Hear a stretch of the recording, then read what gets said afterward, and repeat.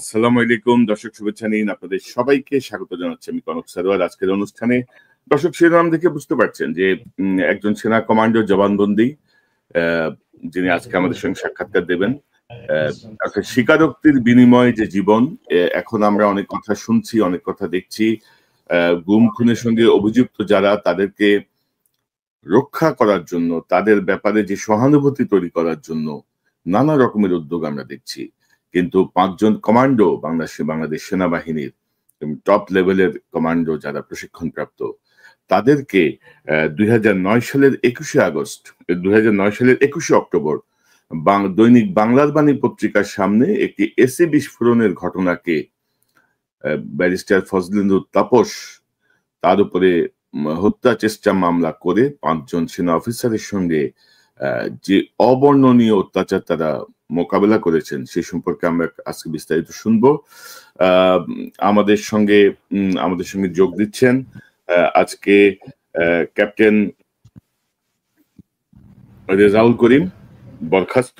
তিনি বাংলাদেশ সেনাবাহিনীর সাবেক 43তম লং কোর্স থেকে কমিশন প্রাপ্ত হন।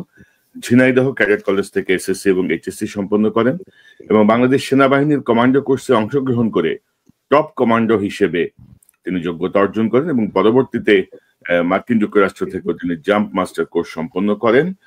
ব্যারিস্টার ফজলিনুর তাপসকে জড়িয়ে যে মামলা, বোমা হামলা মামলায় 5 বছরের কারাদণ্ডে তিনি দণ্ডিত হয়ে সাজা ভোগ করেছেন, অবর্ণনীয় নির্যাতন সহ্য করেছেন। রেজা ভাই, আপনাকে স্বাগত জানাচ্ছি আজকের অনুষ্ঠানে। ধন্যবাদ কনক ভাই। আপনি এবং আপনার মাধ্যমে আপনার সমস্ত দর্শক সকলকে শুভেচ্ছা জানাচ্ছি আমাকে আমন্ত্রণ জানার জন্য। ধন্যবাদ। তো এই যে বিষয়টা, অর্থাৎ আমি যতটুকু জানি যে 2009 সালের যে 25শে ফেব্রুয়ারি যে বিডিআর এর যে মিউটিনি বা মানে কি বলবো এটাকে, বিদ্রোহের নামে যে গণহত্যা, বিডিআর যে সুপরিকল্পিত হত্যাকাণ্ড, সে সময় আপনি নিউ মার্কেট গেটের পাশ দিয়ে আপনি ভেতরে প্রবেশ করতে চেয়েছিলেন এবং সেই সময় আপনি অনুমতি পাননি এবং বলা হয় যে এই 5 জন অফিসারই কোনো না কোনো ভাবে বিডিআর হত্যাকাণ্ডের এই ঘটনাটার বিরুদ্ধে অবস্থান নিয়েছিলেন। তো আপনি কি আমাদের বলবেন যে এই বিডিআর এর বিষয়টা জাস্ট একটু টাচ করে, তারপরে কি হলো, আপনারা কবে অ্যারেস্ট হলেন, কিভাবে কি হলো, আপনার কাছ থেকে শুনতে চাই। আজকের মূল সকল কিছু আপনার কাছ থেকে আমরা শুনবো বিস্তারিত। ধন্যবাদ কনক ভাই। 2009 সালের 25শে ফেব্রুয়ারি যে ঘটনা ঘটেছিল, যে আপনি একটু আগেই বললেন যে এটা একটা পরিকল্পিত হত্যাকাণ্ড ছিল এবং এটা কোনো বিডিআর বিদ্রোহ ছিল না, এটা একটা পরিকল্পিত হত্যাকাণ্ড ছিল। এবং সবচাইতে বড় ব্যাপারটা হচ্ছে যে আমাদের ভিতরের মীর জাফররাই এই হত্যাকাণ্ডটাকে সুষ্ঠুভাবে সংগঠিত হওয়ার জন্যই আপনার যাবতীয় সাপোর্ট দিয়েছিল। যেমন, সরি কনক ভাই। না, আপনি বলেন, আমি কিছু বলিনি, আপনি বলেন। জি আচ্ছা, তো 2009-এর 25শে ফেব্রুয়ারিতে প্রথম ধরেন আপনার একদম প্রথম প্রহরে, অর্থাৎ 9:30 থেকে 25-এর দিকে আপনার র্যাবের ইউনিট দুটো গেটেই হাজির ছিল। অর্থাৎ হাসপাতাল গেট সেটা হচ্ছে আপনার নিউ মার্কেটের সামনে যে পিলখানার গেট সেখানে, এবং আপনার জিগাতলার গেট যেটা মেইন গেট পিলখানার, সেখানে র্যাব 2 ছিল এবং নিউ মার্কেট গেটে র্যাব 3 ছিল। এবং র্যাব 3 পক্ষ থেকে আপনার এইখানে ক্যাপ্টেন শফিক এবং আনসারের একজন ডিডি ছিলেন, যারা স্পেশাল কোম্পানি ম্যান করতেন, তারা ওইখানে পৌঁছে যান এবং আমি র্যাব 3 অ্যাডজুটেন্ট হিসেবে আমিও ওইখানে পৌঁছাই এবং আমাদের দিকে প্রথমে ফায়ার করে বিডিআর এবং আমরাও ফায়ার ব্যাক করি। That is the fact. এবং এডিজির কাছ থেকে যখন তৎকালীন এডিজি, র্যাবের এডিজি ছিলেন কর্নেল রেজানুর খান, যিনি পরবর্তীতে মেজর জেনারেল অবস্থায় অ্যাম্বাসেডর ছিলেন, এখনো হয়তোবা কোথাও মানে সে আয়েশি জীবনযাপন করছেন কোনো না কোনো দেশে। তো এই রেজানুর খান প্রচন্ড ফিউরিয়াস হয়ে যান। তো ইউনিটের সূত্রে, অর্থাৎ আমি যেহেতু 31 ইস্ট বেঙ্গল রেজিমেন্টের প্যারেন্ট অফিসার ছিলাম, তো সেই হিসেবে রেজানুর খান স্যার ছিলেন হচ্ছে 31 বেঙ্গলের অধিনায়ক ছিলেন। তো সেই হিসেবে সরাসরি স্যারের সঙ্গে যোগাযোগ হয় এবং স্যার এই মাত্রায় ক্ষিপ্ত হন যে তোমাকে গুলি করতে কে বলেছে বা কে অর্ডার দিয়েছে তোমাকে ফায়ার ব্যাক করার জন্য। কিন্তু আমাদের প্রথম রুলস, অর্থাৎ এনগেজমেন্ট রুলস অনুযায়ী আমার দিকে যদি কেউ ফায়ার করে তাহলে আমি অবশ্যই তাকে ফায়ার ব্যাক করব। তো সেই হিসেবে পার পেয়ে যাই এবং তাকে বলি যে আমরা ওয়েল ক্যাপাবল বা আমরা আপনার 100% প্রস্তুত আছি নিউ মার্কেট গেট পুরোপুরি দখল করার জন্য। যদি অনুমতি দেন আমরা অবশ্যই অ্যাপ্রোচ করতে পারি বা আমরা অ্যাডভান্স করতে পারি। কিন্তু উনি কোনোভাবেই আদেশ দেননি। পরবর্তীতে এটাও জেনেছি যে যেহেতু ইন্টার র্যাব যোগাযোগ হয়, র্যাব 2 এর অ্যাডজুটেন্ট ছিল মেজর রাজন স্যার, তার সঙ্গে যোগাযোগ হয়েছে।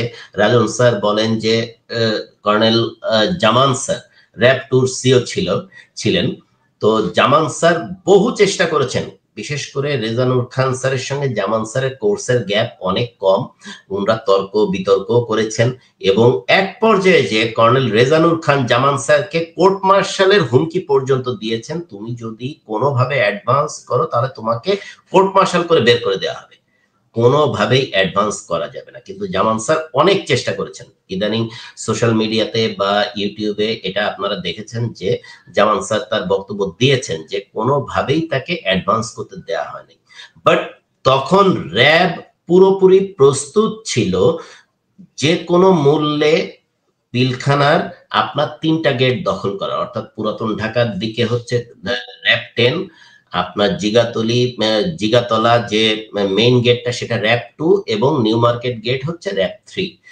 পুরোপুরি প্রস্তুত ছিল যে আমরা গেটটা দখল করি এবং পরবর্তীতে আর্মি ঢুকুক, কিন্তু কোনোভাবেই র্যাবের এডিজি দিদেন কর্নেল রেজানুর খান এই পারমিশন দেননি। কেন বা কি জন্য এখনো পর্যন্ত কর্নেল রেজানুর খান ধরাছোঁয়ার বাইরে। যদিও এটা আপনার মানে পিলখানা তদন্ত কমিশন এখন যেটা জেনারেল আলম ফজলুর রহমান স্যারের আন্ডারে গঠিত হয়েছে, সেখানে অনেকেই এই ঠিক একই জিনিসটা সাক্ষ্য দিয়েছেন এবং আপনার এটা প্রক্রিয়াধীন, কিন্তু এই লোকটা এখনো ধরাছোঁয়ার বাইরে। এরপর তখনই এই ঘটনার কারণে আমি কেন ফায়ার ব্যাক করেছি বা আমি কেন নিউ মার্কেট গেট দখল করেছি, এই কারণে আমাকে সঙ্গে সঙ্গে স্ট্যান্ড রিলিজ করা হয়। যদিও আমার পোস্টিং এর টার্ন ছিল, আমি মেজর অবস্থায় পদোন্নতি, আমাকে অলরেডি মানে মাদার ব্যাটালিয়নে ফেরত পাঠানোর কথা, তো ওই হিসেবে আমার অলরেডি পোস্টিং হয়ে আছে। কিন্তু তারপরও র্যাবে যেহেতু অফিসার শর্টেজ ছিল আমাকে ছাড়েনি। কিন্তু ওই সময়ে সঙ্গে সঙ্গে আমাকে স্ট্যান্ড রিলিজ করা হয়, অর্থাৎ স্ট্যান্ড রিলিজ মানে তৎক্ষণাৎ বদলি, আমাকে ফেরত পাঠানো হয় আমার মাদার ব্যাটালিয়ন কমান্ডো ব্যাটালিয়নে। তো কমান্ডো ব্যাটালিয়নের একটা উইং ছিল হচ্ছে আপনার ঢাকার যেটা বেলম্যান হ্যাঙ্গার ছিল 13 এমপি ইউনিট, এই জায়গাটাতে একটা বেলম্যান হ্যাঙ্গার ছিল, সেই বেলম্যান হ্যাঙ্গারে আমি চলে আসি। আর 17 ইঞ্জিনিয়ার স্বতন্ত্র ব্রিগেড, মানে যেটা ঢাকায় স্বতন্ত্র ইঞ্জিনিয়ার্স ব্রিগেড রয়েছে, এখানে সমস্ত এমআইএসটির অফিসার যারা ছিল তারা বের হয়ে এসে তারা অস্ত্র নিয়ে, এবং 46 ব্রিগেড তারাও সবকিছু তাদের আর্মামেন্টস নিয়ে আবাহনী মাঠে জড়ো হয় এবং আমাদেরকে বলা হয় যে কমান্ডোরা থাকবে, প্রথমে থাকবে হচ্ছে কমান্ডোরা আর্মার্ড, তারপর থাকবে কমান্ডোরা, তারপরে হচ্ছে আপনার সাধারণ যে মানে পদাতিক বাহিনী এপিসি নিয়ে তারা ঢুকবে। তো আমরা ওইভাবেই রেডি হই, কিন্তু 3 দিনে কোনো আদেশ আসেনি। 3 দিনের দিন যে আমরা বিডিআর ভিতরে যে আপনার লাশ রিসিভ করি শুধু, বা গণকবর খুঁড়ে বের করি, বা আপনার এই মর্মান্তিক দৃশ্যগুলো অবলোকন করি। এটাই হচ্ছে পুরো ঘটনা ভাই। জি, মানে এটা হচ্ছে আপনার আপনার ধরেন মানে প্রেক্ষাপটটা আর কি, যে কারণে আপনাকে ফাঁসানো হয়েছিল। তো এই ঘটনা ধরেন বিডিআর এর ঘটনা 7 মাস পরেই 2009 সালেরই 21শে অক্টোবর তাপসের উপর যে বোমা হামলার যেই নাটকটা আমরা দেখলাম, বিভিন্ন পত্রিকায় সংবাদ হয়েছে বা সবকিছু মিলিয়ে, এটার সাথে আপনাদেরকে কিভাবে সম্পৃক্ত করা হলো, আপনি কিভাবে গ্রেপ্তার হলেন, গ্রেপ্তারের পরে কি হলো, একটু বিস্তারিত শুনতে চাই আপনার কাছ থেকে। যে আপনি মানে সার্ভিং একজন অফিসার, একটা টপ কমান্ডো, আপনার ইউনিফর্মের ব্রাদাররা আপনাদের সঙ্গে কিভাবে ট্রিট করেছিল সেই সময়, এটা একটু জানতে চাই বিস্তারিত।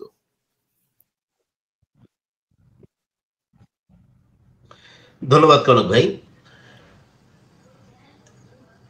এখন নানাভাবে কোশ্চেন আসতে পারে যে তাপসের উপরে এই ঘটনায় কেন আমি। তো এই কোশ্চেনটা আসলে সব জায়গাতেই আমরা আমরা এই মানে দেশে আমরা আছি এখন 4 জন, এটা ফেস করি।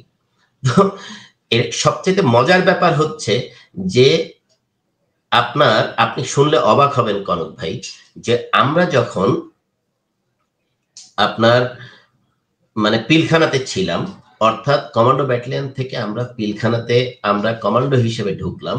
আমি ছিলাম হচ্ছে কমান্ডো প্লাটুন কমান্ডার, অর্থাৎ পিলখানার ফুল নিরাপত্তার দায়িত্বে কমান্ডো প্লাটুনের প্লাটুন কমান্ডার হিসেবে আমি নিয়োজিত।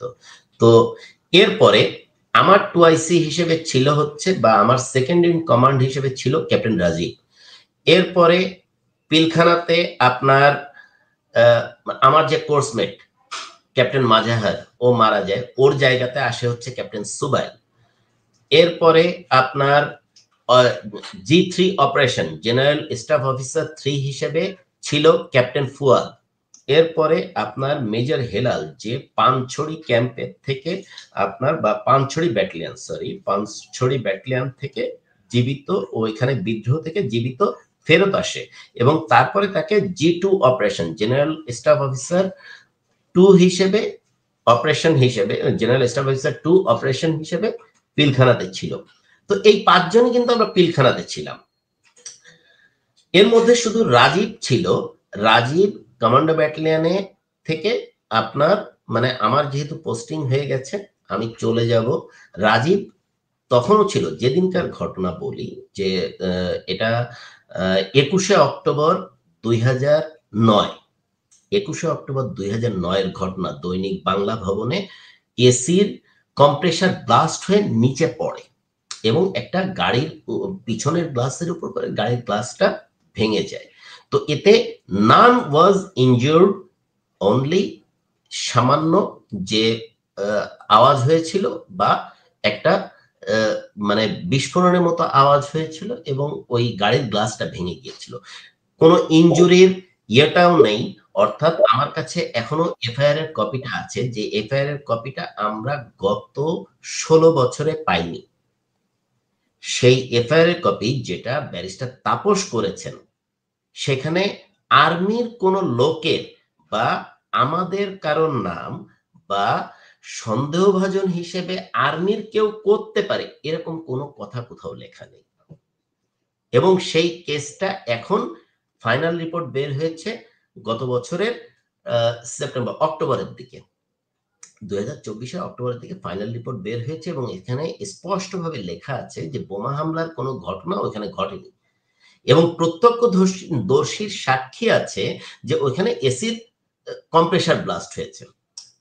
কোশ্চেন অ্যারাইজেস যে তাহলে আর্মি কিভাবে পেল যে তাদের 5 জন অফিসার এখানে যে বোমা হামলা করেছেন? এটা হচ্ছে সবচেয়ে বড় কোশ্চেন, এবং এটা কিন্তু আর্মির ইজ্জতে লাগে না। যদিও এখন আর্মির ইজ্জত নিয়ে সবচেয়ে বড় কোশ্চেন, যে কোনো কিছু হলে আর্মির ইজ্জতে লাগে।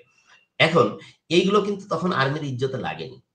এখন থিং ইজ দ্যাট আপনার ওই সময়ে আমি পিলখানাতে হাজির, আমি কমান্ডোদের সন্ধ্যা 6:30টার সময়, সরি তখন ছিল শীতকাল, 6টার দিকে রোল কল নিয়েছি, এবং তারপরে রোল কলের পরে অনেকক্ষণ কথাবার্তা হয় যে পিলখানার মধ্যে যে সমস্ত ব্যাপারগুলো ঘটে সারাদিন, মানে এই নিরাপত্তা রিলেটেড ব্যাপারে, এবং সবকিছু ব্রিফ করে আমি কেবল রুমে এসেছি। তখন আমি টিভির স্ক্রলে দেখি যে দৈনিক বাংলা ভবনের সামনে, দৈনিক বাংলা পত্রিকার মানে ভবন যেটা, সেই ভবনে এসির কম্প্রেসার ব্লাস্ট হয়েছে, এবং এনটিভির স্ক্রলে আমি এটা দেখি। এবং তখন কিন্তু রাজীব, আমার টুআইসি যে ছিল, রাজীব কিন্তু ক্যান্টনমেন্টে ছিল, ঢাকা ক্যান্টনমেন্টে ছিল। এবং সে যে ওইখানে ছিল, তার কিছুদিন আগেও একটা পোস্ট সে দিয়েছে ফেসবুকে, যে তাকে যে খাবার সার্ভ করেছে সন্ধ্যায়, তা মানে সে যে রোল কল নিয়েছে, সবাই এসে আমাদের তদন্ত প্রক্রিয়ার মধ্যে সাক্ষী দিয়েছে যে তারা জড়িত, মানে আমরা জড়িত ছিলাম না। কিন্তু এগুলো কোনো কিছুই গ্রহণযোগ্য হয়নি। তো এখন আমাদেরকে কিভাবে করলো? আমরা 5 জনই ছিলাম হচ্ছে ভাই পিলখানাতে। আপনার এই যে পিলখানার পুরো প্রক্রিয়ার মধ্যে আপনার যারা বেশি ভোকাল ছিল, যে হ্যাঁ এই বিচার প্রক্রিয়াটার সঙ্গে যারা জড়িত ছিল, যেমন তখন বিভিন্ন জায়গা থেকে কোনো আলামত পাওয়া গেলে সঙ্গে সঙ্গে আমরা, তখন তো আপনার মেমোরি কার্ড ছিল না, তখন ছিল ফ্লপি ডিস্ক। তো আমরা ফ্লপি ডিস্কে এইগুলো নিয়ে যার যার ল্যাপটপে নিয়ে নিতাম এবং নিয়ে যে হাসান নাসির স্যারকে দিয়ে দিতাম। তো এই প্রক্রিয়া যখন চলছে, তো এর মধ্যে যারা যারা আলোচনা করতো, অমুক সৈনিক এটা বলেছে, তমুক সৈনিক এটা বলেছে, ব্যারিস্টার তাপস এরকম মানে প্রত্যেক শুক্রবার জুম্মার নামাজের পরে আসতো, সে এসে ক্যান্টিনে বসতো, সে তাদেরকে বলেছে 4টা পর্যন্ত, মানে 4 জন থেকে 5 জন পর্যন্ত তোমরা খুন করতে পারো। তারপরে আপনার কার কার কল রেকর্ড, যেমন আমি নিজে র্যাবে ছিলাম, আমি নিজে কল রেকর্ড বের করেছি। তো আপনার এই ধরনের সান্তুরে তারা মিটিং করেছে। তো এই ধরনের জিনিসগুলো যখন এসছে, মানে নানক না, মির্জা আজম এসে, সে যখন সাদা পতাকা নিয়ে এসে প্রথমে খুঁজেছে যে গুলজার সাহেবকে মারা হয়েছে কিনা। তো এই জিনিসগুলো যখন বিভিন্ন অ্যাঙ্গেল থেকে যখন সৈনিকদেরকে ধরা হচ্ছে, বিডিআর এর সৈনিক ভাই এতটা খারাপ না। বিডিআর এর সৈনিক অনেক সুশৃঙ্খল এবং অনেক ভদ্র সৈনিক, এবং তারা মারাত্মক মাত্রায় ডাইহার্ড, এবং অফিসারদের জন্য তারা জীবন পর্যন্ত দিতে পারে, কিন্তু সেই অফিসারদেরকে তারা মারতে পারে। অ্যাবসার্ড। এখন আমাদেরকে ঠিক যেমন আমাকে একদম ইউনিফর্ম পরা অবস্থায় সন্ধ্যাবেলায় নিয়ে আসে।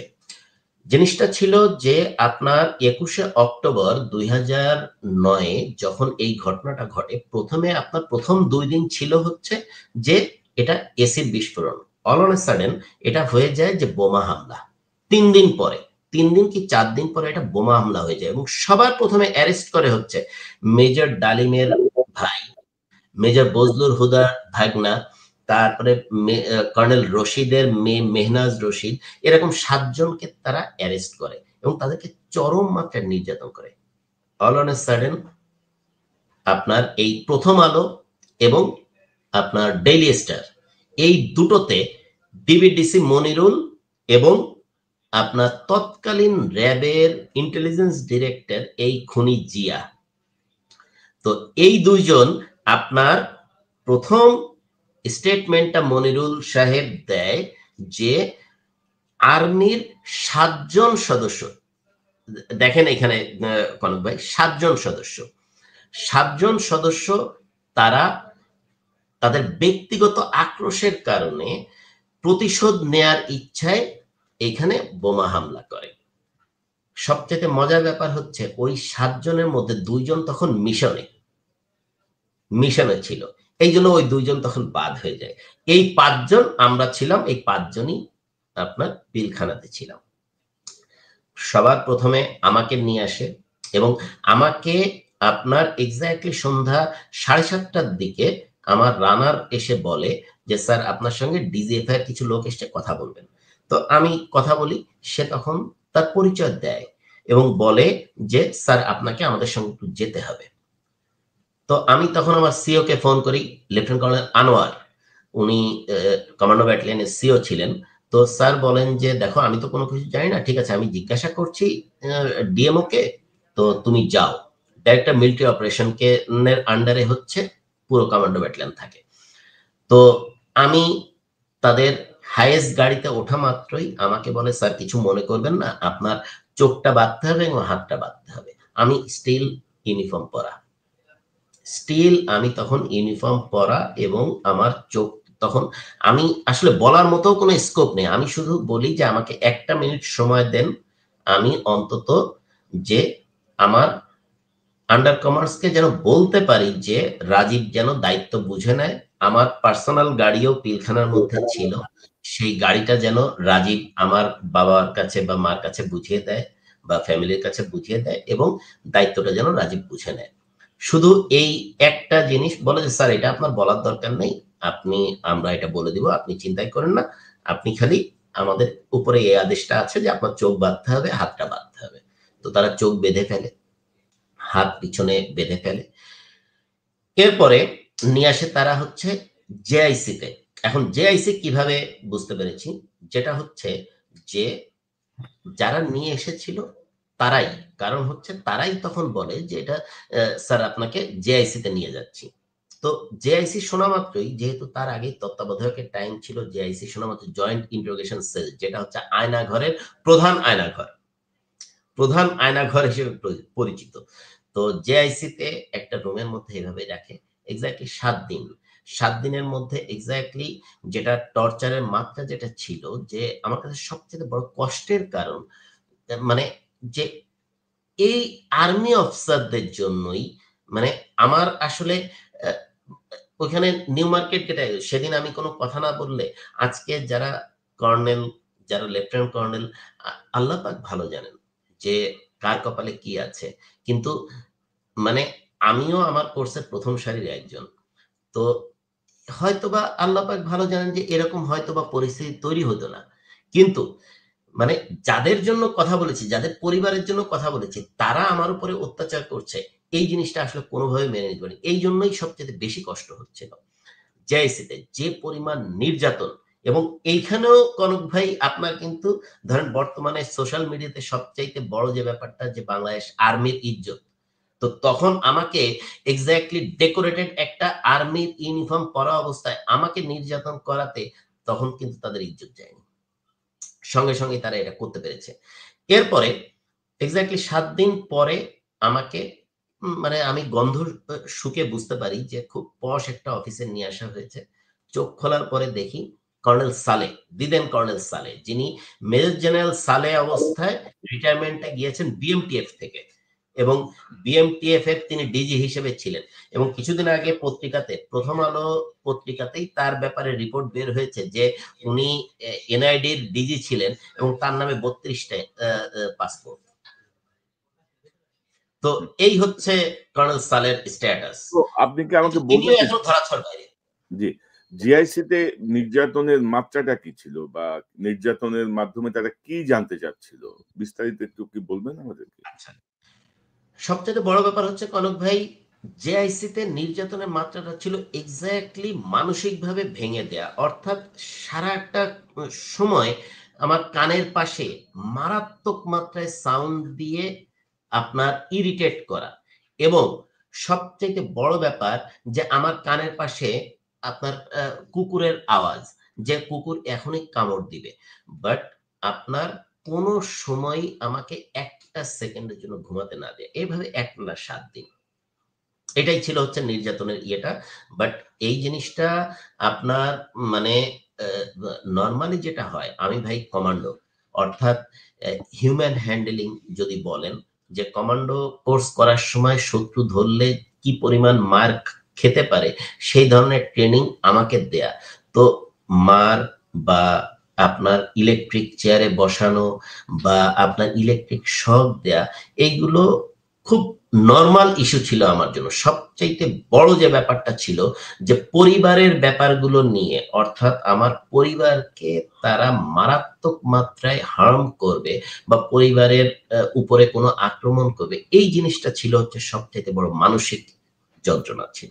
তাছাড়া আপনার ধরেন আমারই তো ব্রাদার অফিসার, ব্রাদার এট আর্মস যাদেরকে বলি, সেই ব্রাদার এট আর্মসই আমার উপরে অত্যাচার করেছে।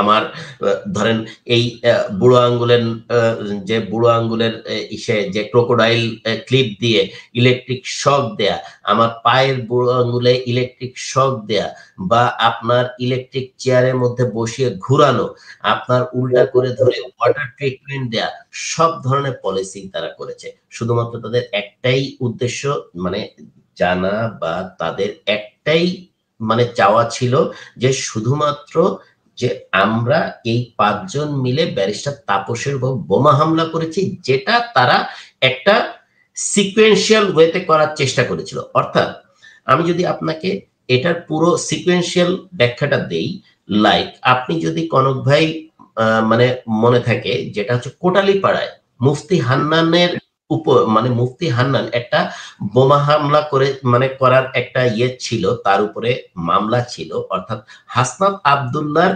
সাবানের ফ্যাক্টরি, সেটাতে মুফতি হান্নান সাবান তৈরি করতেন এবং কোটালীপাড়াতে এরকম বোমা পুঁতে রাখা ছিল, মানে রাখা ছিল, যেটা মুফতি হান্নান রেডি রেখেছিলেন শেখ হাসিনাকে মারার উদ্দেশ্যে। এবং সেই জিনিসের পর গণভবন শেখ হাসিনা 1 টাকা দিয়ে লিখে দেন। ঠিক একইভাবে আমাদের এই কেসটা ছিল আপনার পুরো জিনিসটা যে শেখ পরিবারের উপরে হামলা হয়েছে এবং শেখ পরিবারের কেউই নিরাপদ না। শেখ পরিবারের আজীবনের নিরাপত্তা আইনটা পাশ করা, শেখ পরিবার আজীবন, তাদের নাতি নাতি সবাই আজীবন এসএসএফ বা জেড ক্যাটাগরির নিরাপত্তা পাবে। এবং আমাদের ঘটনাটা যখন মিডিয়াতে প্রচন্ড মাত্রায় প্রকাশ করা শুরু হলো, তখন আপনার সংসদে এই আইনটা পাশ করা হয়। তো ইট ওয়াজ মানে দিস ওয়াজ দ্য ফ্যাক্ট যে আমাদের এই আইনটা এস্টাবলিশ, মানে এই কেসটা এস্টাবলিশ করার মূল কারণটা ছিল এটা। ভাই আচ্ছা, তো এরপরে আপনাদেরকে নিয়ে গেল কোথায় জিজ্ঞাসাবাদের জন্য? জেআইসি থেকে ভাই 7 দিন পরে এক্স্যাক্টলি আমাকে যখন কর্নেল সালের রুমে নিয়ে যাওয়া হয়, চোখ খোলা হয়, তখন আমার সামনে কর্নেল সালেকে বসা দেখি। এবং কর্নেল সালে আর হচ্ছে তৎকালীন পররাষ্ট্র সচিব ছিল মিজারুল কায়েস, তার ছোট ভাই ইমরুল কায়েস, ব্রিগেডিয়ার ইমরুল কায়েস। আপনি এখনো পর্যন্ত গুগলে যদি ছবি সার্চ করেন যে এই ইমরুল কায়েস বিডিআর গেটের সামনে যখন কর্নেল হাকিম মানে ব্রিগেডিয়ার হাকিম তার এপিসি আটকে রেখে পালিয়ে যান, তার সামনে ইমরুল কায়েস দাঁড়িয়ে আছে, কোনোভাবে তারা ঢুকতে দেয়নি। এবং এই ইমরুল কায়েস এবং কর্নেল সালে তৎকালীন এমপি এমিলি, আজম, নানক, তাপস এবং যুবলীগের বেশ কিছু লোকজন সহ সাদা পতাকা সহ প্রথম আর্মি দাঁড়িয়ে আছে নপুংসকের মতো, সাদা পতাকা নিয়ে তারা পিলখানার মধ্যে ঢোকে। এই ইমরুল কায়েস এবং আপনার কর্নেল সালে, এই দুইজনকে দেখি এবং খুব হাস্যোজ্জ্বল ভাবে তারা বলে, দেখো একটা জিনিস মানে এসছে, এই জিনিসটা, এই ঘটনাটা এসছে আসলে ডিবি এবং র্যাবের থেকে। ডিবির ডিসি মনিরুল এবং র্যাবের জিয়া এই জিনিসটা নিয়ে এসছে যে তোমরা 5 জন মিলে একটা বোমা হামলা করেছো। সবচেয়ে আশ্চর্য ব্যাপার কনক ভাই, আমি প্রথমেই বলি যে স্যার, এর চাইতে বেইজ্জতির আর কোনো কিছু হতে পারে না যে আপনার 5 জন কমান্ডো মিলে একটা লোকের উপরে আক্রমণ করেছে, যে একটা সামান্য কিছুও কেউ আহত হয়নি। আর মানে ব্যারিস্টার তাপসকে মারতে একটা গুলি এনা, একটা পিস্তলের গুলি এনা, আর সেখানে 5 জন কমান্ডো মিলে একটা বোমা হামলা করেছে, সেখানে কেউ আহত হয়নি। এর চাইতে স্যার বেটার আমাদেরকে আপনি 21শে আগস্টের গ্রেনেড হামলার সঙ্গে পেঁচান, সেটাতে অন্তত 23-24 জন মারা গেছে, এতে ইজ্জতটা বাঁচবে। কারণ এখানে 5 জন কমান্ডের মধ্যে ভাই আমি টপ করে, আমি আমেরিকার থেকে কোর্স করা, মানে হেলাল স্যার, অর্থাৎ আমাদের সিনিয়র যিনি হেলাল স্যার ছিলেন, উনিও টপ করে, উনি চায়নার থেকে কোর্স করা, রাজীব নেপাল থেকে কোর্স করা, ফুয়াদ ইউকে থেকে কোর্স করা, সবাই টপ করা এবং সবাই বাইরে থেকে কোর্স করা এবং সবাই ব্রিলিয়ান্ট অফিসার। মানে আমি মাফ চাচ্ছি যে আমি ব্রিলিয়ান্ট অফিসার বলছি, কিন্তু জিনিসটা হচ্ছে প্রফেশনালি আমরা ডাম্প ছিলাম না ভাই। তো সবচাইতে বড় ব্যাপারটা যে মানে এত সিম্পল, এবং আমার কিন্তু পিস্তলের লাইসেন্স ভাই সেই 2006 সাল থেকে। তো ব্যারিস্টার তাপসকে মারতে বোমা হামলার প্রয়োজন হয় না, ব্যারিস্টার তাপসকে মারতে পিস্তলে একটা গুলিয়ে না। মানে আমার কি দায় ঠেকা পড়ছে যে আমি ব্যারিস্টার তাপসকে মারতে যাব? তো এটাই সবচেয়ে বড় ইস্যু হয়ে দাঁড়ায় তখন, যে আপনার তারা বলে যে হ্যাঁ তোমরা এটা করছো, তাদের কাছে প্রমাণ আছে। তখন আমার প্রথম কোশ্চেন যে ঠিক আছে স্যার, কোনো একটা কিছু করলে আপনি প্রমাণ করেন, যে সোর্স অফ এক্সপ্লোসিভ লাগবে, বা আপনার এটা আমরা কোত্থেকে পেয়েছি, কিভাবে করেছি, সবকিছু লাগবে, আপনি প্রমাণ করেন। তো এরপরে শুরু হয় আমাদেরকে মেস বি তে পাঠিয়ে দেওয়া হয়।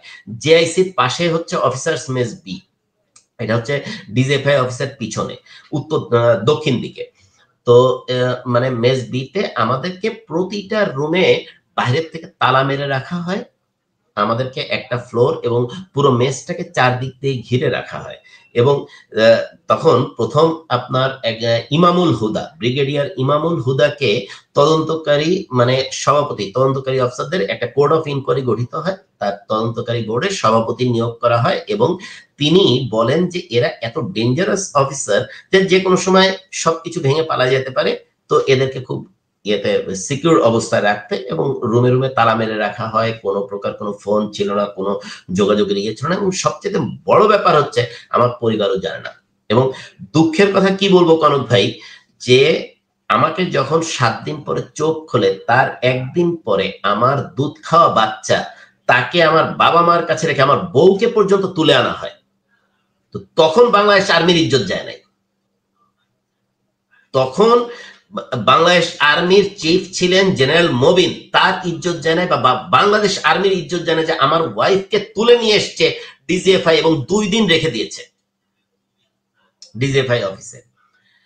আমার আব্বাও নেভি অফিসার ছিলেন ভাই, এবং আমার আব্বা তখন সরাসরি ডিজিএফআই চিফের সঙ্গে কথা বলেন। তখন ডিজিএফআই চিফ ছিলেন সাইফুল আবেদিন সাহেব, যিনি এখন এই মানে লাস্ট যে মানে চার্জশিট হয়েছে তাদের অন্তর্ভুক্ত। তো এরপরে মানে আমার আব্বা যখন সাইফুল আবেদিনের সঙ্গে কথা বলতে না পারেন, তখন যে আর্মি চিফের সঙ্গে দেখা করতে চান, আর্মি চিফ দেখা করতে চান, নেভি চিফের সঙ্গে দেখা করেন, নেভি চিফ দেখা করার পরে তারপরে নেভি চিফ আর্মি চিফকে রিকোয়েস্ট করার পরে যে আমার ওয়াইফকে ছাড়ে। দিস ইজ দ্য ফ্যাক্ট ভাই। হেলাল স্যারের ওয়াইফকে পর্যন্ত নিয়ে আসে। তো তখন আমাদের পরিবার সব শুদ্ধ নিয়ে আসে, কিন্তু তখন যে কোনো ইজ্জতের ব্যাপার ছিল না, বলা মাত্রই আমাদের সবাইকে এনে হাজির করে। আমার সারা বাংলাদেশে, আমি যেহেতু র্যাবে চাকরি করেছি ভাই, আমার সারা বাংলাদেশের সকল ব্যাংকের সকল অ্যাকাউন্ট চেক করে, আমার গাড়ি কে কিনে দিয়েছে, আমি কত টাকা দিয়েছি, আমার আব্বা কত টাকা দিয়ে, এভরিথিং। কোনো না কোনো ভাবে কোনো না কোনো দুর্নীতির কোনো কিছু বের করা গেলে যা মানে বের করার জন্য তারা হন্যে হয়ে লাগে।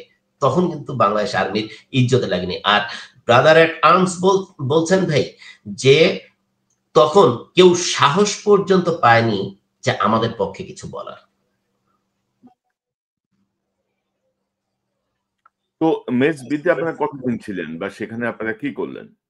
ওকে, কি করলো আপনাদেরকে? মেস বিতে ভাই আমরা মানে প্রথম যে তদন্ত বোর্ড সেটা 6 মাস মতো চলে। আমাদের মধ্যে ক্যাপ্টেন সুবাইল যে ছিল, ক্যাপ্টেন সুবাইল অলমোস্ট বিয়ের কথাবার্তা ছিল, তো 6 মাসের মধ্যে কিছুই বের করতে পারেনি। অর্থাৎ প্রথম তদন্ত বোর্ডের মানে সভাপতি ছিল হচ্ছে ব্রিগেডিয়ার জেনারেল ইমামুল হুদা, এবং কাকতালীয় ভাবে সে আমার ক্যাডেট কলেজেরই বড় ভাই। তো আপনার lieutenant colonel Mostafa, lieutenant colonel সাহাব, লেফটেন্যান্ট কর্নেল মাহবুব, তো এরা ছিল হচ্ছে প্রথম তদন্ত বোর্ডের সদস্য, এবং তারা 6 মাস পরে সম্পূর্ণভাবে জানায় যে আমাদের সঙ্গে ওই ঘটনার কোন রকম কোনো সম্পর্ক পাওয়া যায়নি। এবং তারপরে তারা আমাদেরকে ফর্মালি এটা জানায় যে না, এখনো পর্যন্ত আমরা কোনো কিছু পাইনি। পরে সুবাইলকে ছুটি দেয়, যে বিয়ে করার অনুমতি দেয়। আমরা সবাই কিন্তু তার বিয়েতে যাই। এরপরে আপনার কিন্তু মেসবিট থেকে আমাদেরকে যেহেতু দেখায় হচ্ছে লগ এরিয়াতে অ্যাটাচড, যেটা কিছুদিন আগে আপনি হয়তোবা দেখেছেন জেনারেল হাকিম আপনার মানে এজি, উনি এই বর্তমানে 15 জন সেনা কর্মকর্তাকে অ্যাটাচ করতে হবে, মুভ অর্ডার দিতে হবে, বিস্তারিত ব্যাখ্যা দিয়েছেন। তো ওরকম আমাদেরকে অ্যাটাচ দেখায় লগ এরিয়াতে, লজিস্টিক এরিয়া যেটা। তো লগ এরিয়াতে অ্যাটাচ দেখিয়ে উনি আপনার আমাদেরকে ছুটি দেন, যে ঠিক আছে ছুটি দিয়ে আমরা সবাই কিন্তু আমাদের ফ্যামিলির সঙ্গে দেখা করি এক্স্যাক্টলি 7 মাস পরে। এরপরে অল অন এ সাডেন সুবাইলের বিয়ে শেষ, তারপরে এগেইন আমাদেরকে গুম করা হয়। মানে ওইখান থেকে বলা হয় যে ঠিক আছে সমস্ত কিছু নিয়ে নেওয়া হয়, সুবিধা দিয়ে আমাদেরকে পাঠিয়ে দেওয়া হয় এআইসি তে। আর্মি ইন্টারোগেশন সেল, যেখানে বেসিক্যালি শত্রু দেশের যে কোনো এজেন্ট বা শত্রু দেশের কাউকে রাখার কথা। তো মানে এই এআইসিতে যখন পাঠিয়ে দেওয়া হয় তখন আমাদেরকে আপনার ওইখানে প্রায় ২৭ দিন মতো এআইসিতে রাখে। এটা এবং এটা এটা আরেকটা আয়না ঘটে। না, এটা ক্যাপ্টেন সুবাইলের বিয়ের কতদিন পরে? মানে আপনাদেরকে একবার বললো যে অভিযোগ নাই, আপনাদেরকে লগ এরিয়ায় অ্যাটাচ করে আপনার বিয়ে তো অ্যাটেন্ড করলেন 7 মাস পরে, তার কতদিন পরে আবার এআইসিতে পাঠালো? এক্স্যাক্টলি ২ সপ্তাহ পরে ভাই। আচ্ছা ২ সপ্তাহ। আমরা এক্স্যাক্টলি ২ সপ্তাহ মতো আমাদেরকে বলেছিল, ঠিক আছে আমরা পুরো প্রক্রিয়াটা স্বাভাবিক করার চেষ্টা করছি। আমরা সব জায়গায় কথা বলছি। কারণ তোমাদের এগেইনস্ট এ কোন প্রকার কোন প্রমাণ পাওয়া যায়নি বা তোমাদের সংশ্লিষ্টতাও পাওয়া যায়নি। তো আমরা সব জায়গায় কথা বলে তোমাদের নরমাল প্রত্যেকের ইউনিটে পাঠিয়ে দেওয়া হবে। তো এটা এক্স্যাক্টলি ২ সপ্তাহ ছিল। অল অন এ সাডেন ২ সপ্তাহ পর আমাদেরকে জানানো হয় general Tareq Siddiqui specifically order দিয়েছেন তাদেরকে। ইন দ্য মিন টাইম আমি একটা মজার কথা বলতে ভুলে গিয়েছি, যেটা হচ্ছে যে আপনার ২৪ লং কোর্সের এখন বর্তমানে যে খুনি জিয়া, সে আমাদের ওইখানে আসে হচ্ছে আমেরিকান বার্গার, যে একদম ফুল খাবার দাবার নিয়ে উনি আসেন এবং উনি আমাদেরকে একটা প্রস্তাব দেন যে দেখ তোরা তো আসলে কমান্ডোরা খুব বেশি কনভার্সেন্ট ছিল, মানে একসঙ্গে থাকে সবসময় জঙ্গলে, একসঙ্গে অপারেশন করে বা খাওয়া দাওয়া করে, এই জন্য মানে বলে যে তুই তোকারি করে আর কি। তো জিয়া স্যার এসে বলে দেখ তোদের জন্য তো আসলে খুব খারাপ লাগে, তো আমি জিটির সঙ্গে কথা বলছি, জিটি মানে হচ্ছে জেনারেল তারেক, তো জিটির সঙ্গে কথা বলছি, তো উনি বলছে যে তোরা যদি এক্স্যাক্টলি এরকম একটা স্টেটমেন্ট দিস যে তোরা আসলে মানে তারেক জিয়া বিএনপির ভারপ্রাপ্ত চেয়ারম্যান তারেক জিয়ার কথা মোতাবেক তোরা এই কাজটা আইএস এর সহযোগিতায় করছিস, তাহলে তোদেরকে কানাডাতে মানে অ্যাসাইলাম দেয়া হবে এবং কানাডাতে তোদেরকে ভালো চাকরি এবং পুরো পরিবার সহ সবকিছু দেয়া হবে। এক্স্যাক্টলি আমার এখনো মনে আছে এই জিয়াকে, অর্থাৎ জিয়া যে এই মাত্রায় ম্যানিয়াক হইতে পারে, আমি আসলে জিয়া বলছি কিন্তু আসলে এইভাবে মানে এই লোকটা মানুষের পর্যায়ে পড়ে না। আপনার মানে কমান্ডো ব্যাটালিয়নে আমরা একসঙ্গে চাকরি করেছি। সবচেয়ে মজার ব্যাপার, এখন যিনি মানে ম্যাডাম খালেদা জিয়ার যিনি নিরাপত্তার দায়িত্বে আছেন যে কর্নেল তৌহিদ স্যার, তো কর্নেল তৌহিদ আমাদের সিও ছিলেন। তো জিয়া স্যার আমাদের আসলে পুরো জাহানাবাদ ক্যান্টনমেন্ট মানে সিলেট ক্যান্টনমেন্টের মানে কোন ব্যাটালিয়নে গরু লাগবে, তো এই গরু কেনা অফিসার হিসেবে উনি নিয়োজিত ছিলেন।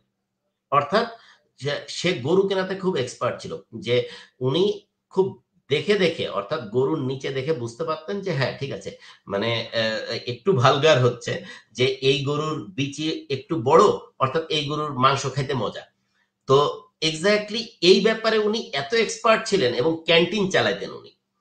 তো উনার দ্বারা পড়াশোনা বা উনার দ্বারা কোনো অপারেশন প্ল্যান করা বা উনার দ্বারা কোনো স্ট্র্যাটেজিক ব্যাপারগুলো বা আর্মির কোনো ব্যাপার উনার মাথার মধ্যে যেত না। উনাকে সবাই হাফ প্যান্ট বলেই ডাকতো। অর্থাৎ জিএল কমিশন মানে জিএল থেকে অর্থাৎ সৈনিক থেকে কমিশন প্রাপ্ত, এইভাবেই উনাকে ট্রিট করতো। বাট আল্লাহ পাক যাকে সম্মান দেন উনি উনার মানে ইয়েটা মানে এই পিলখানা ঘটনার পরে র‍্যাব 2 থেকে উনি ৪১ জন বিডিআর এর সৈনিক জেনারেল তারেকের সঙ্গে যোগাযোগ করে উনি ৪১ জন বিডিআর এর সৈনিক যারা সরাসরি সাক্ষী দিয়েছে যে তাপস আজম নানক জড়িত, এই ৪১ জন বিডিআর এর সৈনিককে উনি নিজে খুন করেন এবং এটা সাক্ষী পর্যন্ত আছে। ঠিক আছে ভাই। তো এখন আপনার যখন জিয়া স্যার এই প্রস্তাবটা দেন তখন ওই আমেরিকান বার্গারের প্যাকেটটা পুরোপুরি তার মুখে ছুঁড়ে মারি। আমি ছিলাম, হেলাল স্যার ছিল, রাজীবও ছিল। তার মুখে ছুঁড়ে মারি যে আপনি আমাদের ভাইয়ের রক্তের উপরে আপনি বেইমানি করতে আসছেন, আপনার সঙ্গে কোনো প্রকার কোনো কথাই নেই।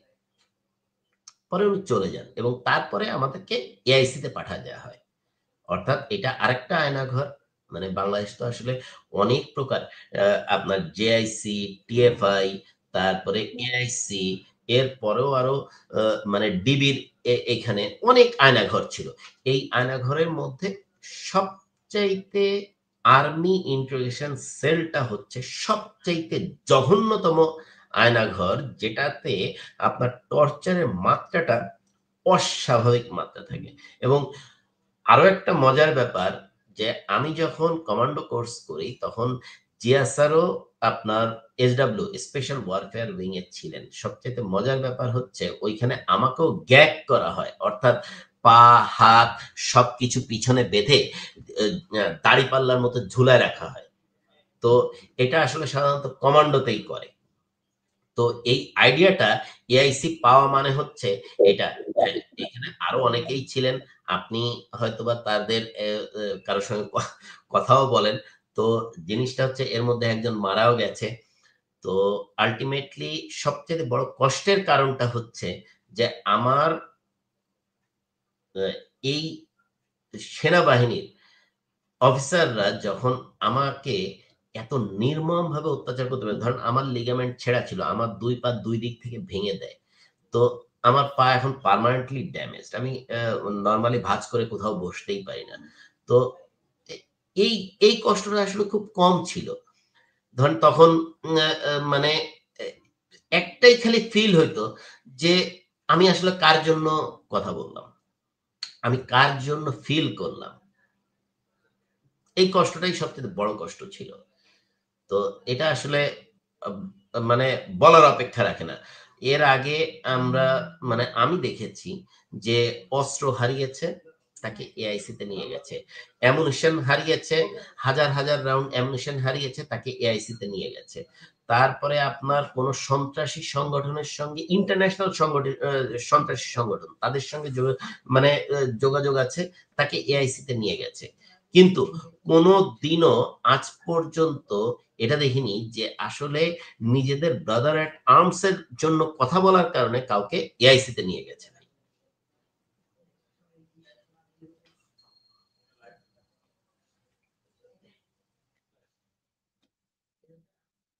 এআইসি তে তারা কি জিজ্ঞাসাবাদ করলো আপনাদেরকে, আমাদের সেই স্বীকারোক্তি?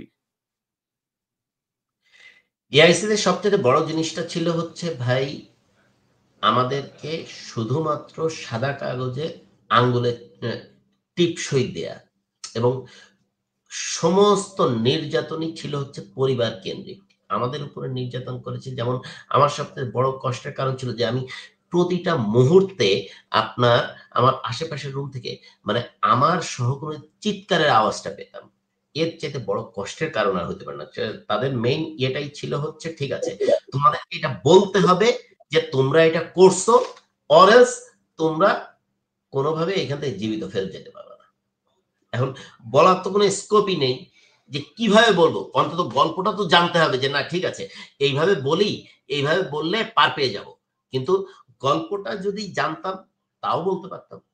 গল্প বলারও কোনো স্কোপ ছিল না।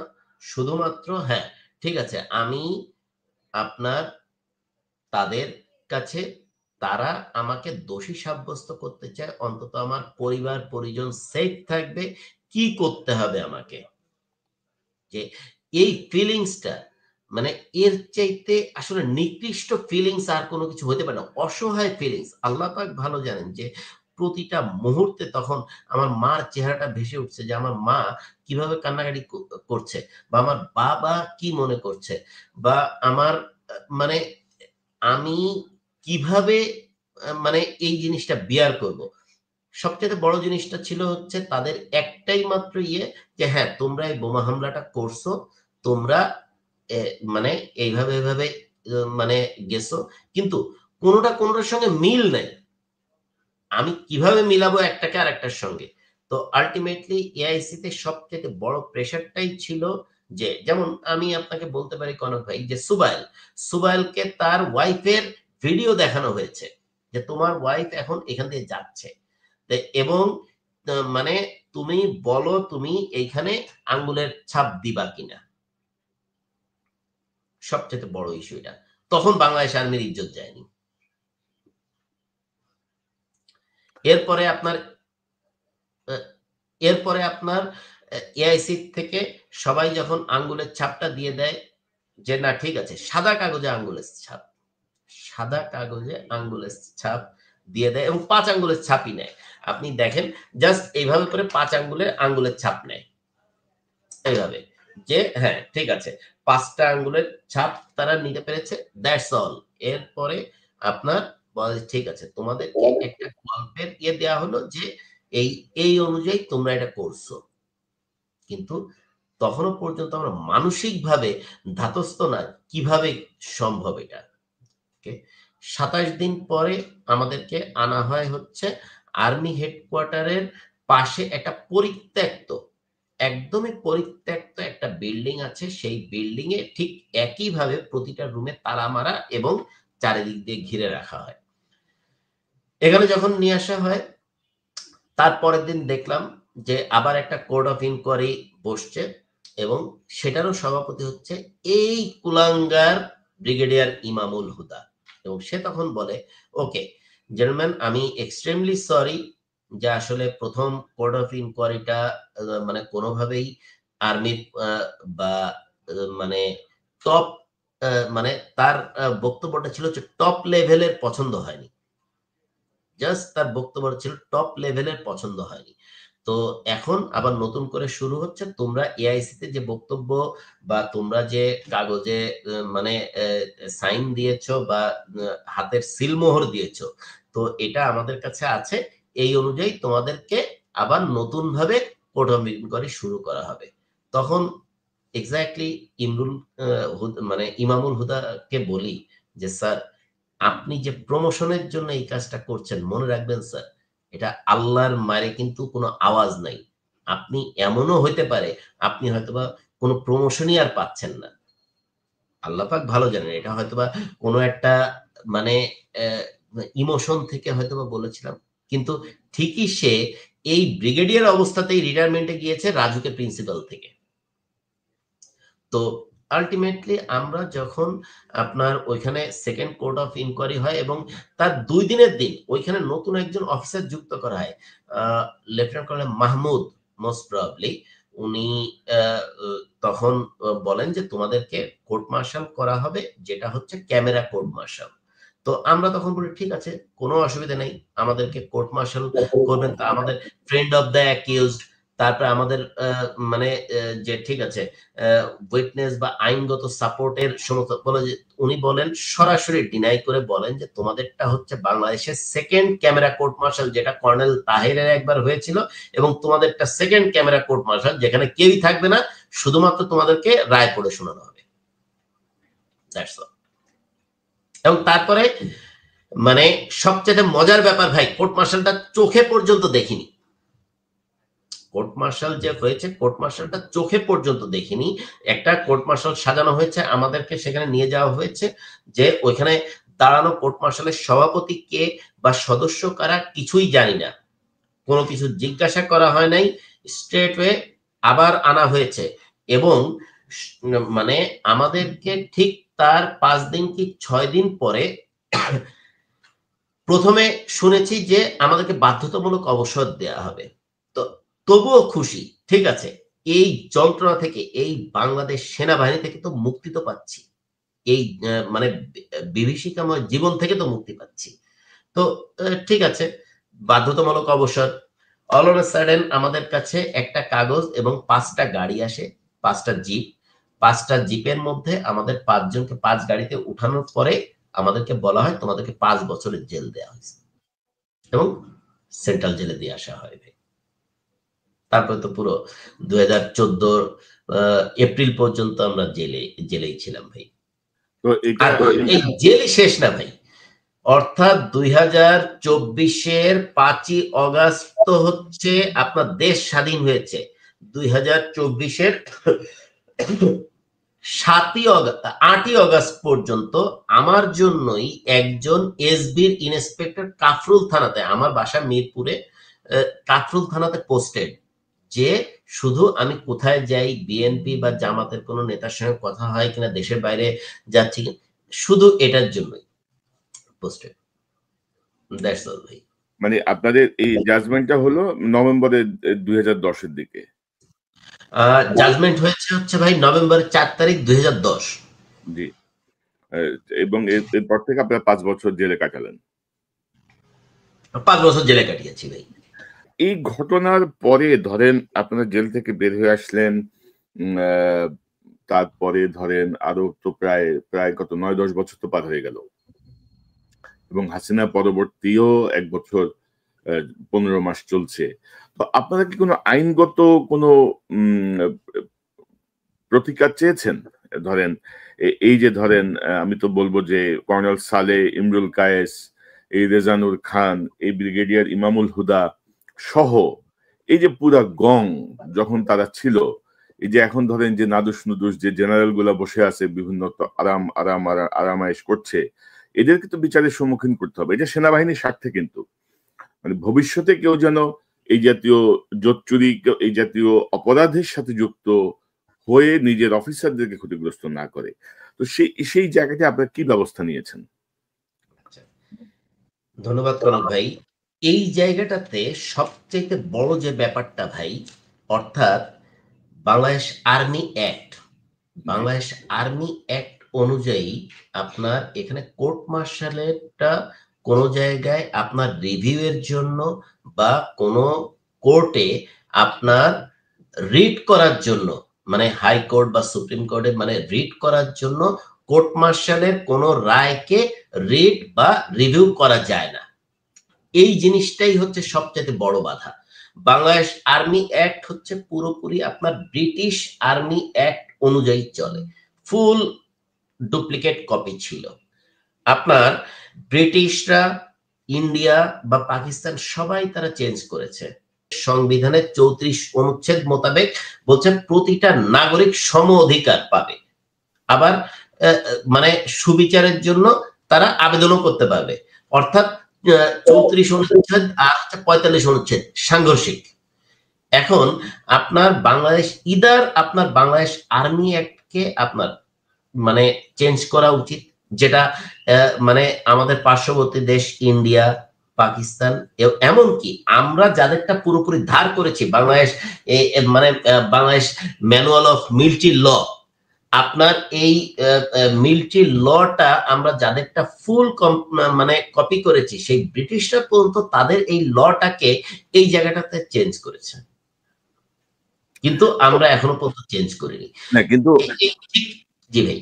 না কিন্তু আপনারা ধরেন আপনারা 5 জন মিলে অন্তত হাইকোর্টে একটা রিট করা উচিত, প্রতিকার চেয়ে, ডাইরেকশন চেয়ে, যে আমাদেরকে তোমরা ডিরেকশন দাও যে আমরা এভাবেই নির্যাতিত, আমরা এভাবেই ক্ষতিগ্রস্ত। তো মানে এই সাংঘর্ষিক আইনটা আনেন সামনে, আপনারা একটা প্রতিকার চান অন্তত উচ্চ আদালতের কাছে, নিশ্চয়ই একটা সুফল বেরোনোর কথা।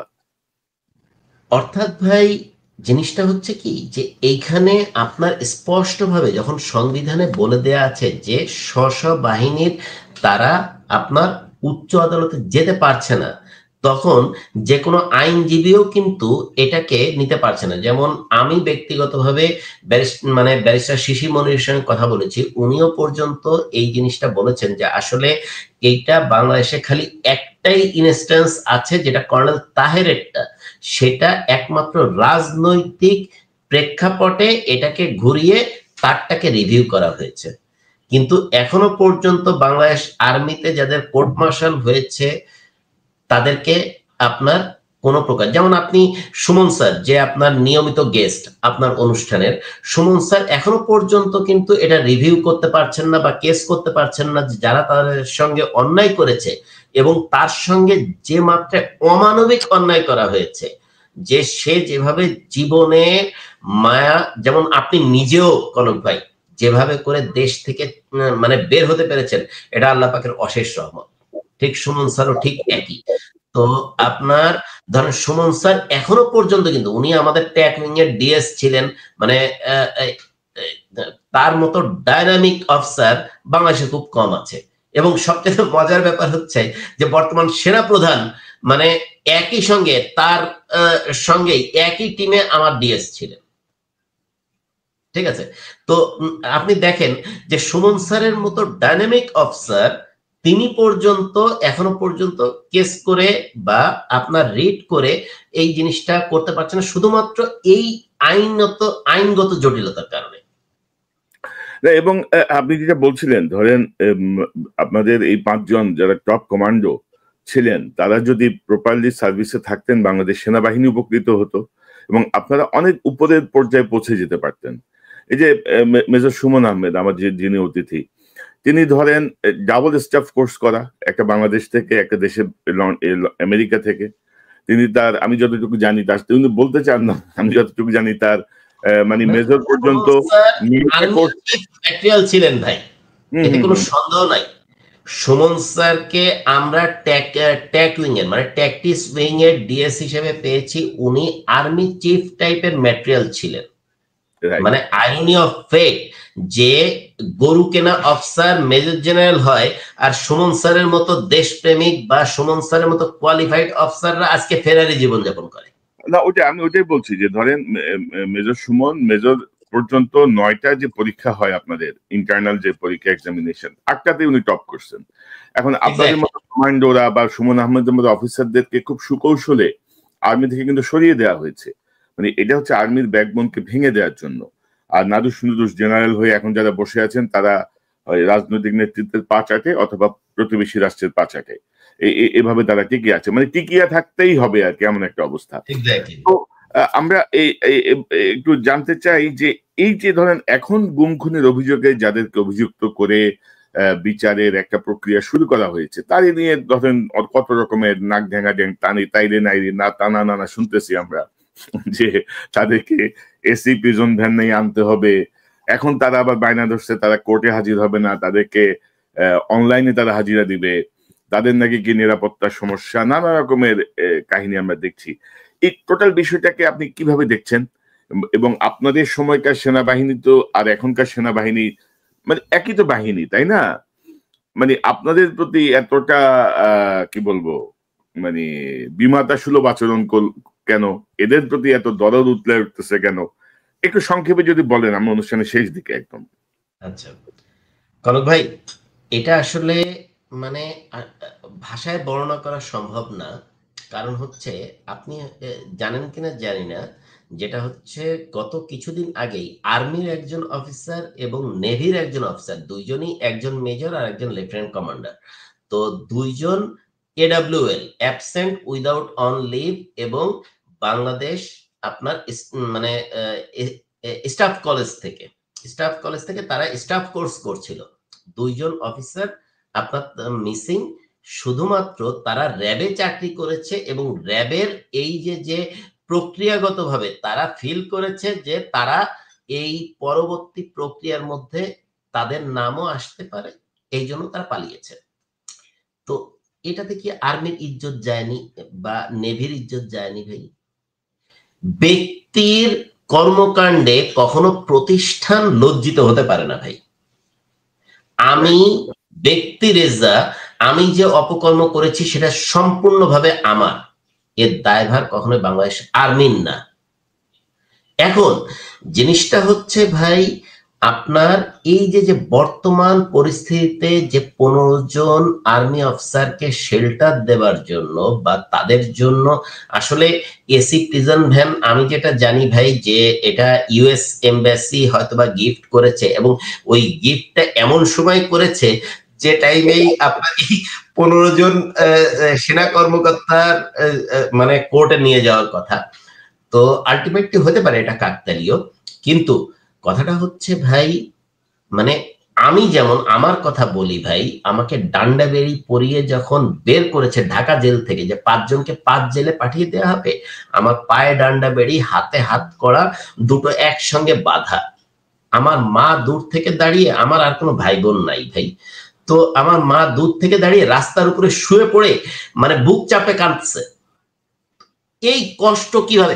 তখন বাংলাদেশ আর্মির কিন্তু ইজ্জত যায়নি ভাই। আর এই যে আপনি দেখেন ম্যানিয়াক জিয়া যে 1030টার উপরে খুন করেছে, একদম জেনে শুনে খুন করেছে, আবার আপনার এই 15 জন যাদের এগেইনস্টে একেবারে স্পেসিফিক প্রমাণ ছাড়া চিফ প্রসিকিউটর, আপনার আইসিটির আইনটা তো অবভিয়াসলি সবাই জানে, যেটা হচ্ছে যে আইসিটির আইনটা একটু ভিন্ন।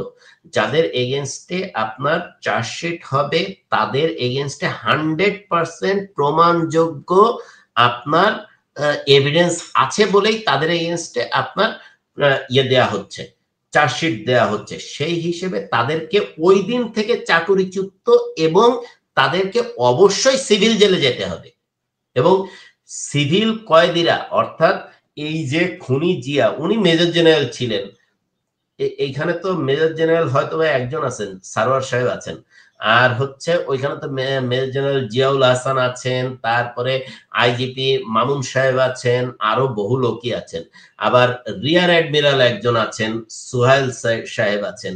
তো তারা যদি নর্মাল প্রিজন ভ্যানে আসতে পারে, ইনরা কোথাকার কোন নবাবজাদা ফান্না খান যে তারা যাবেন এসি প্রিজন ভ্যানে? না, এখন যেটা দাঁড়িয়েছে, হয়তো দেখবেন যে আপনি আগামী কয়েকদিনের মধ্যে দেখবেন যে খুনি জিয়ার আইনজীবী বলবে যে তাকেও সাব জেলে নিয়ে যাওয়া হোক। সোহাইলের বলবে যে আমার আসামিকে সাব জেলে রাখা হোক। তো মানে এক যাত্রায় তো পৃথক ফল হইতে পারে না, তাই না? এইটা নিয়ে আরেকটা কনফ্লিক্ট তারা তৈরি করার চেষ্টা করছেন। তো সব মিলিয়ে ধরেন আমার মনে হয় যেন যে সবার শুভবুদ্ধির উদয় হোক আর কি। গুম খুনের সঙ্গে যুক্ত যারা ধরেন সেনাবাহিনীর সম্মানটাকে যারা ক্ষতিগ্রস্ত করছে, এই ব্যাচটাকে যদি আপনি সরাই দিতে পারেন, এদেরকে যদি আপনি রিমুভ করতে পারেন, তাহলে বাংলাদেশ সেনাবাহিনীর সম্মানটাই কিন্তু এখনো পর্যন্ত আপনার বাংলাদেশ আর্মি ডিপিএম এর নামে, ডেভেলপমেন্ট প্রজেক্টের নামে, প্রতিটা প্রজেক্টে আপনার 10 থেকে 15% পর্যন্ত কমিশন খায়। এটা কি জেনারেল ওয়াকার জানেন না ভাই? এর আগে যারা খাইছে ইঞ্জিনিয়ার্সে আপনার প্রতিটা প্রজেক্টের এগেনস্টে, যে সমস্ত কনস্ট্রাকশন প্রজেক্টের আপনার 10 থেকে 15% পর্যন্ত অথরাইজড কমিশন খাচ্ছে বা এটা ব্যবসা ফেদে বসছে, এটা কি মানে বর্তমান সেনাপ্রধান জানেন না? তো এতে কি ইজ্জত যাচ্ছে না ভাই? তাই তো। তো এখন দেখা যাক। আমার মনে হয় যে আজকের এই আলোচনায় আপনার যে স্টেটমেন্ট বা আপনি যা বললেন, আপনার জীবনের গল্প, জীবনের রিয়েল লাইফ স্টোরি, এটা নিশ্চয়ই আমাদের সেনাবাহিনীতে যারা কর্মরত আছেন তারা তো বটেই, বিভিন্ন পর্যায়ের কর্মকর্তা, সৈনিক সবাই দেখবেন। এটা তাদের মনের মধ্যে, অর্থাৎ 2009 এর পরে এই পরিমাণ একটা হলোকাস্ট তৈরি করে রাখা হয়েছে, কেউ আসলে সাহসও করে না যে যোগাযোগ করার, বা কেউ সাহস করে না মুখ ফুটে কোনো কিছু বলার। তো আলটিমেটলি এটা শেষ কোন জায়গায় সেটা আল্লাহ পাকই ভালো জানেন। না, নিশ্চয়ই ধরেন হাসিনার মতো একটা মানে কি বলবো, একটা দুর্বৃত্ত যেভাবে পালিয়েছে, এটা বোঝা যায় যে আল্লাহর রহমত আছে আমাদের এই বাঙালি জাতির উপরে। এবং এই 1400 ছাত্র জনতার যে আত্মত্যাগ বা প্রকান্ত বলা হয় যে 2000, ধরেন আনফর্চুনেটলি আমরা এই পরিমাণ জীবন দান করে, জীবন উৎসর্গ করে হাসিনাকে বিতাড়নের পরেও আমরা কিন্তু যেই অন্তর্বর্তীকালীন সরকার কিন্তু সেই স্পিরিটটা ধারণ করতে পারে নাই। আনফর্চুনেটলি আমরা কিন্তু একটা ইয়ের মধ্যে পড়ে যাচ্ছি, কিন্তু আবার একটা জটিলতার মধ্যে পড়ছি। আমরা যাদের উপরে আস্থা রেখেছিলাম তারাই সেই আস্থা ভঙ্গ করছেন, বা তারা অযোগ্যতার কারণে, নিজস্ব ব্যক্তিগত ইনক্যাপাবিলিটির জন্য তারা কিছুই করতে পারেন নাই। নিশ্চয়ই একটা আমরা সুফল আমরা নিশ্চয়ই এর মধ্য থেকে বের হয়ে আসবে। তো রেজা ভাই, আপনাকে অসংখ্য ধন্যবাদ আপনার মূল্যবান সময়ের জন্য। নিশ্চয়ই আমরা অনেক কিছু জানলাম, নিশ্চয়ই ভবিষ্যতে আরো জানবো। এবং আপনার সাথে যে 5 জন, আমরা চাই যে আজকে এটাকে আমরা সিরিজ হিসেবে নিতে চাই। আজকে হচ্ছে ইন ইউনিফর্ম ইন প্রিজন, এই সিরিজের 1 নাম্বার পর্ব, এবং এর বাইরেও যদি কেউ থাকেন এই 5 জনের বাইরে, তারাও নিশ্চয়ই এখানে আসবেন। আমরা জানতে চাই। জি, আপনি আমাদের এই বিপ্লবের, অর্থাৎ এই পিলখানা ঘটনার প্রথম বিপ্লবী সাংবাদিক হিসেবে আমি যেমন ব্যক্তিগতভাবে কনক ভাইকে চিনি, এরপরে ধরেন ইলিয়াস বা অন্যান্য যাদের কথা বলেন, কিন্তু আমি ব্যক্তিগতভাবে যে এই 2009 পিলখানা ঘটনার পর প্রথম যার নাম শুনেছি সেটা হচ্ছে আপনার নাম। তো অবশ্যই আপনার এই মানে সংগ্রামের সঙ্গে যুক্ত থাকবে, আমি নিজেও সম্মানিত। ধন্যবাদ ভাই, ধন্যবাদ। এবং আমার সর্বোচ্চ চেষ্টা হচ্ছে আমার দেশপ্রেমিক সেনাবাহিনীকে তার আগের মর্যাদায় ফিরিয়ে নিয়ে যাওয়া, যতটুকু ব্যাড এলিমেন্টস আছে এদেরকে দূর করা এট এনি কস্ট, এবং সেই চেষ্টা চলতেই থাকবে। আপনাকে অসংখ্য ধন্যবাদ। নিশ্চয়ই আমরা আবারও নিকট ভবিষ্যতে আবার কথা বলবো। ধন্যবাদ ভাই। আসসালামু আলাইকুম। ওয়ালাইকুম আসসালাম। দর্শক, এতক্ষণ যারা অনুষ্ঠান শুনলেন নিশ্চয় আপনি আলোচনা মর্মার্থ উপলব্ধি করতে সক্ষম হবেন। মেজর রেজাউল করিম তিনি একটি গুরুত্বপূর্ণ কথা বলছিলেন, আল্লাহর মাইরে কিন্তু আওয়াজ নাই। তো যে যেখানেই যত অপরাধ করেছেন, মানবতা বিরোধী অপরাধ করেছেন, ইউনিফর্ম পরে ইউনিফর্মের সঙ্গে বিশ্বাসঘাতকতা করেছেন, বাংলাদেশের বিপক্ষে অবস্থান নিয়েছেন, নিজের শপথ ভঙ্গ করেছেন, নিজের ব্যক্তিগত আর্থিক সুবিধার জন্য, নিজের ব্যক্তিগত মর্যাদা বৃদ্ধির জন্য যারা বেইমানি করেছেন নিজের দেশের সাথে, নিজের ইউনিফর্মের সাথে, নিজের শপথের সাথে, তারা প্রত্যেকেই কিন্তু নানাভাবে কিন্তু ধ্বংস হয়ে গেছে, পরিবার পরিজন সহ ধ্বংস হয়ে গেছে, এমনও নজির আছে। তো আমার মনে হয় যে এখন যারা আবারও চেষ্টা করছেন অপরাধীদেরকে রক্ষা করার জন্য, অপরাধীদের পাশে দাঁড়ানোর জন্য, ব্রাদার ইন আর্মস এরকম টার্ম এনে তাদের প্রতি সহানুভূতি তৈরি করার জন্য, তাদের অপরাধীদেরকে অপরাধ লঘু প্রমাণ করার জন্য, তাদেরকে নানা সুযোগ সুবিধা দিয়ে এক ধরনের কেমোফ্লেজ সৃষ্টি করার জন্য আশা করি তারা সতর্ক হবেন। বাংলাদেশ সেনাবাহিনীকে হাসিনা বাহিনী যতটুকু ক্ষতিগ্রস্ত করেছে, সেই মানে কি বলবো বেইমান জেনারেল মইনু আহমেদের হাত ধরে এই 24-এর 5ই আগস্ট পর্যন্ত যেভাবে আমাদের দেশপ্রেমিক সেনাবাহিনী প্রতি পদে পদে ক্ষতিগ্রস্ত করা হয়েছে, প্রতি পদে পদে বেস্ট অফিসারদেরকে বাদ দেওয়া হয়েছে, সেনাবাহিনীর কোমর ভেঙে দেওয়ার চেষ্টা করা হয়েছে কারো কারো প্রেসক্রিপশনে, সেই জায়গা থেকে আমাদেরকে বের হয়ে আসতে হবে। আপনারা জানেন যে বিডিআর বিদ্রোহের নামে যে হত্যাকাণ্ড, সেখানে আমরা আমাদের 57 জন অফিসারকে হারিয়েছি। এর পরবর্তীতে এর প্রতিবাদ করে আরো প্রায় 190 জনের মতো যোগ্য অফিসারকে চাকরিচ্যুত করা হয়েছে, বিভিন্ন মেয়াদে সাজা দেওয়া হয়েছে। তো এই সবকিছুর আমরা প্রতিকার চাই, বিচার চাই। সেনাবাহিনী যেসব অফিসারদেরকে বঞ্চিত করেছে, চাকরিচ্যুত করেছে, আমরা চাই খুব দ্রুতই তাদেরকে আবারও পুনর্বহাল করা হবে, তাদেরকে যথাযোগ্য মর্যাদায় ফিরিয়ে দেওয়া হবে। তাদের যে মর্যাদা ছিনিয়ে নেওয়া হয়েছে সেই মর্যাদা তাদেরকে ফিরিয়ে দেওয়া হবে। আবারও দেখা হবে ইনশাল্লাহ। আসসালামু আলাইকুম।